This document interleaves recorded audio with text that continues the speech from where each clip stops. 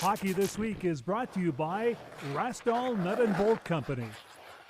It's been a busy week for hockey fans across Northern Ontario. All three teams in the OHL have been busy making trades, and to find out more about one trade in particular, Sudbury Wolves home play-by-play broadcaster Bryan Cooper, my good friend, to tell us more about Nathan Villeneuve and local boy Alex Pharrah heading south to Windsor for a ton of picks, and J.C. Lemieux, who we hope to see on the ice this coming weekend. What are your thoughts? Well, isn't the OHL trade deadline just so much fun, right? There's always so many unexpected twists and turns, and there were a lot of questions with the Sudbury Wolves roster. Would they be buyers? Would they be sellers at the deadline? And didn't take long for Villeneuve, the captain of the Wolves, and Alex Pharrah, the hometown kid. I think that's the part that might maybe be the, hurt the most for fans, seeing him go, but they are going to a contending team in the Western Conference in the Windsor Spitfires.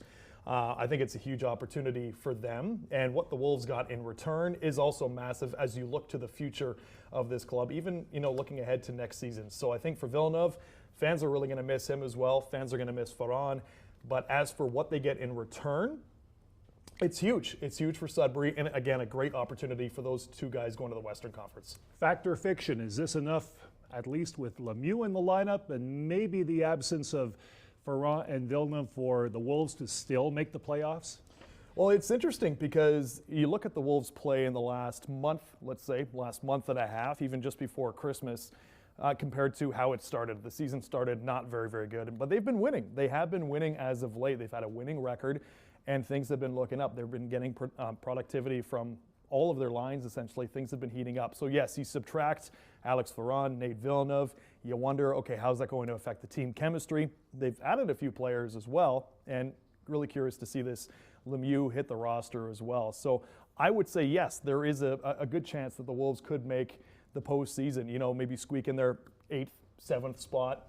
Even higher, of course, if things can go really, really well for the next couple of months, but time will certainly tell. But I would say right now, things still look good for Sudbury. Okay, Carter George going from Owen Sound to Sault Ste. Marie for a lot of picks. I'm thinking that the Greyhounds are real serious about challenging in the West. What are your thoughts? Well, it's funny. You and I talked about this off the air, too. The Greyhounds always find a way. This is a massive deal for them.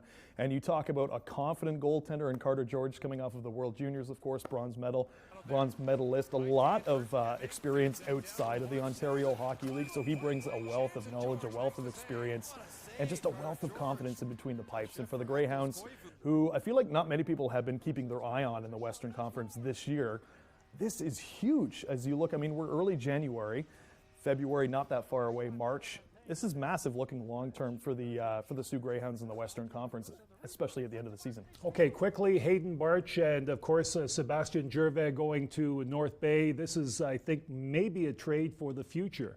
I would agree. North Bay Battalion kind of been riding the middle of the pack, and I think if you're the battalion, you're obviously hoping for the best, clearly. Bolstering your roster a little bit. Great series recently between Sudbury and North Bay, but again, this looks up for them, especially heading into next season. Okay, thanks for doing this, and we'll see you on the ice very shortly. Of course, that's Hockey This Week. For this week, talking OHL, we're back in 7 days with more.